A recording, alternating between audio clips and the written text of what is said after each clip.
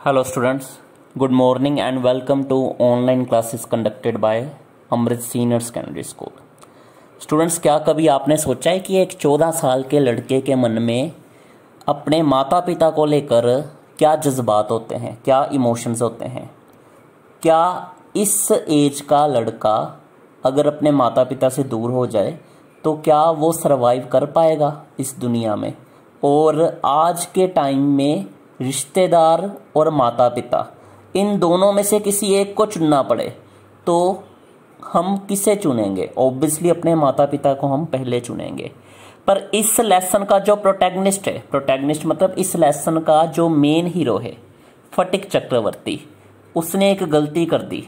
वो गलती क्या थी जिसकी वजह से उसे अपने रिश्तेदारों के घर जाकर रहना पड़ा और बाद में उसकी मौत कैसे हुई, ये आज हम जानेंगे इस लेसन में, जिसका नाम है द होम कमिंग, और ये दिया हुआ है पेज नंबर 75 पर।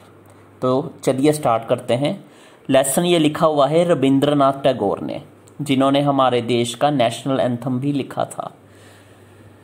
Childhood is a time for constant care and nurturing. बचपन का समय एक ऐसा समय है जिसमें बहुत ज़्यादा देखभाल और बहुत ज़्यादा पालन पोषण चाहिए। A boy of 14 wants to fly and see the world. एक 14 साल का लड़का दुनिया में उड़ना चाहता है और दुनिया को देखना चाहता है। But at the same time he needs all the affection and attention of the people who are closer to him. ठीक उसी समय एक 14 साल के लड़के को अपने माता पिता या अपने आसपास के लोगों का प्यार और उनके द्वारा अटेंशन भी चाहिए। What happens to a boy who leaves his home and stays with his relatives? उस लड़के के साथ क्या होता है जो अपना घर छोड़कर अपने रिश्तेदारों के पास रहता है? Is his own home the only and real paradise for him? क्या एक बच्चे का अपना घर ही उसके लिए सही मायने में सच्ची जन्नत होता है? पैराडाइज यानी स्वर्ग या जन्नत, जिसे हम इंग्लिश में हेवन भी बोलते हैं। This is the issue that Rabindranath Tagore explores in this story. इसी बात को लेकर रविंद्रनाथ टैगोर इस कहानी में इसकी डिस्कशन करने जा रहे हैं। तो चलिए मेन प्रोज हम स्टार्ट करते हैं। Phatik Chakravarti was the ring leader amongst the boys of the village. Phatik Chakravarti की ये कहानी है जो अपने गांव के लड़कों का मुखिया था। रिंग लीडर यानी मुखिया। One day a plan for new mischief entered his head. एक समय की बात है, एक दिन की बात है, उसके दिमाग में एक नई चालाकी आई कि चलो एक हम शरारत करते हैं। There was a heavy log lying on the mud flat of the river waiting to be shaped into a mast for a boat. नदी के किनारे फटिक और उसके दोस्त बैठे हुए थे और वहां पर लकड़ी का एक बहुत बड़ा गट्ठा पड़ा हुआ था, नदी के बिल्कुल किनारे पर, जहां पर थोड़ी दलदल भी थी। और उस गट्ठे से जो भी कारपेंटर वगैरह होगा या जो भी उस गट्ठे का मालिक होगा, उसने बोट तैयार करनी थी। पर अभी बोट तैयार हुई नहीं थी, वो लकड़ी का इतना बड़ा गट्ठा वैसे का वैसा ही पड़ा हुआ था। His plan was that they should all work together to shift the log by main force from its place and roll it away. क्योंकि फटिक बड़ा शरारती था और उसके दोस्त भी उसी के जैसे थे, तो उसने अपने दोस्तों को कहा कि चलो हम एक काम करते हैं, ये जो गट्ठा नदी के किनारे पड़ा हुआ है इसको पूरा जोर लगाकर हम यहां से हिलाकर नदी में फेंक देते हैं। The owner of the log would be angry and surprised while they would all enjoy the fun. Everyone supported the proposal and it was carried unanimously. तो फटिक ने कहा कि ऐसा करने से इस गट्ठे का जो मालिक होगा वो गुस्सा होगा, हैरान होगा और हमें मजा आएगा शरारत करने से। उसके सारे दोस्तों ने उसकी इस बात पर हामी भरी और सभी ने एक ही साथ एक ही आवाज में इस काम के लिए हाँ कर दी और सभी ने यह काम करना भी शुरू कर दिया। यूनानिमसली का मतलब है एक साथ। But just as the fun was about to begin, Makhan, Phatik's younger brother, sauntered up without a word and sat down on the log in front of them all. अभी ये मजा शुरू होने ही वाला था, अभी ये कार्यक्रम शुरू होना ही था कि माखन वहां पर आ गया। माखन फटिक का छोटा भाई था, वो वहां पर अचानक आकर प्रकट हो गया। सॉन्टेड अप मतलब प्रकट होना और वहीं जम जाना। और वो वहां पर आकर बैठ गया सभी लोगों के देखते देखते। और वो उसी गट्ठे पर बैठा था जिसको गिराने की तैयारी में वो सभी लोग थे। The boys were puzzled for a moment, लड़के एक क्षण के लिए परेशान हो गए, कंफ्यूज हो गए वो सभी। One of them pushed him rather timidly and told him to get up but he remained quite अनकंसर्न्ड।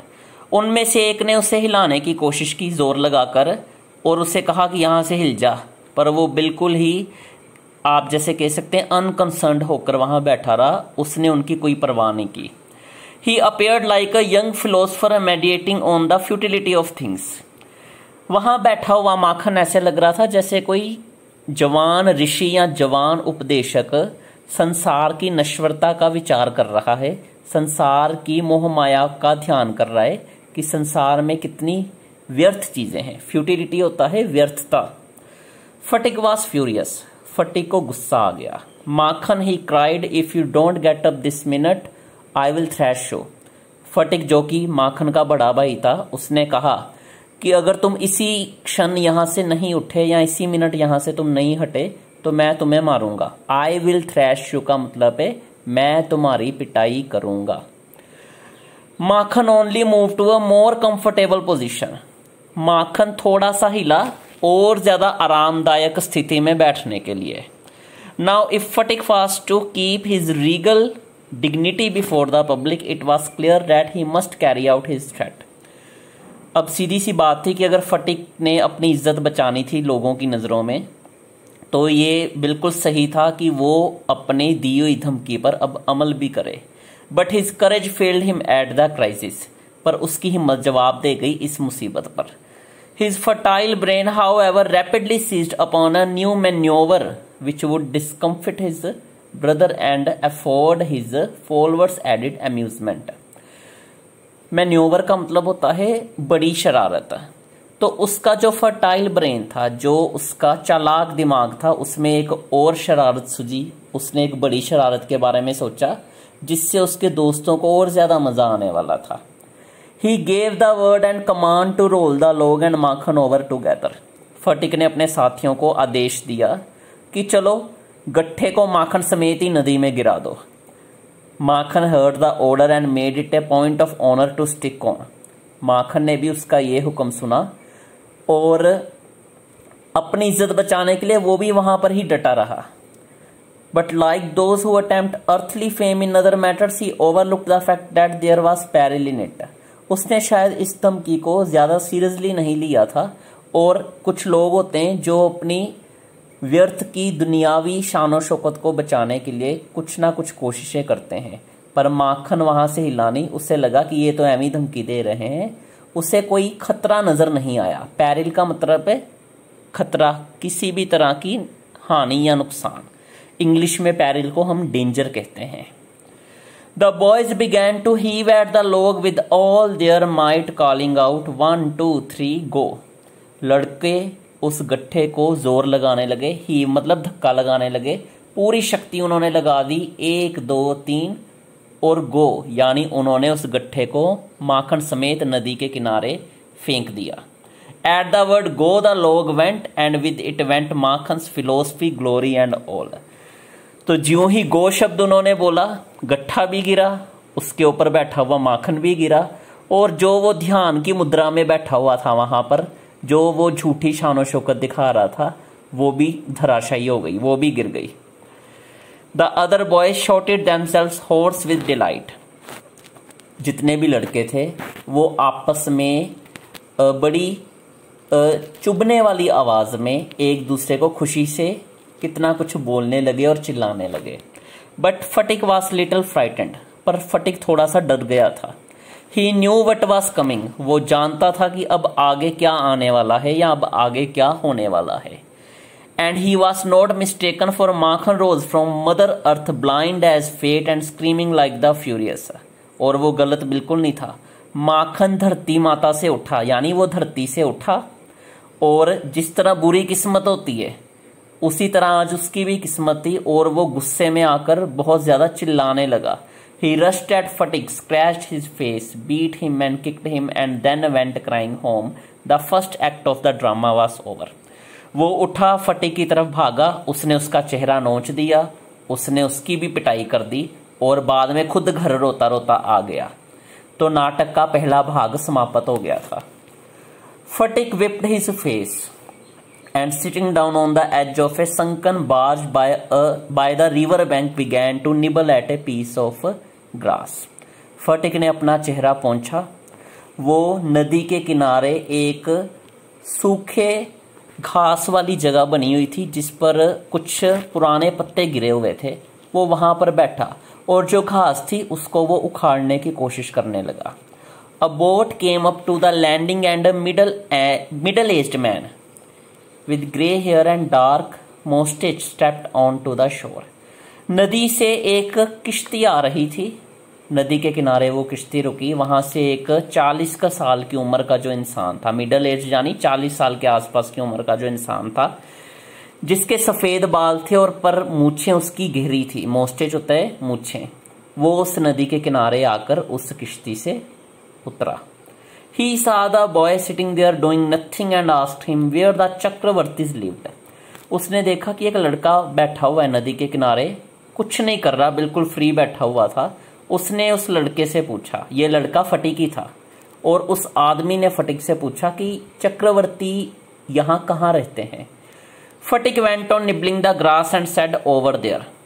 फटिक घास को उखाड़ते हुए बस उसने वैसे इशारा कर दिया कि वो देखो वहां रहते हैं। But it was quite impossible to tell where he pointed. पर यह बड़ा मुश्किल था अंदाजा लगाना कि फटिक किस जगह की तरफ इशारा कर रहा है। फटिक ने उस बंदे की तरफ देखा भी नहीं था क्योंकि फटिक की पीठ थी उस बंदे की तरफ। The stranger asked him again.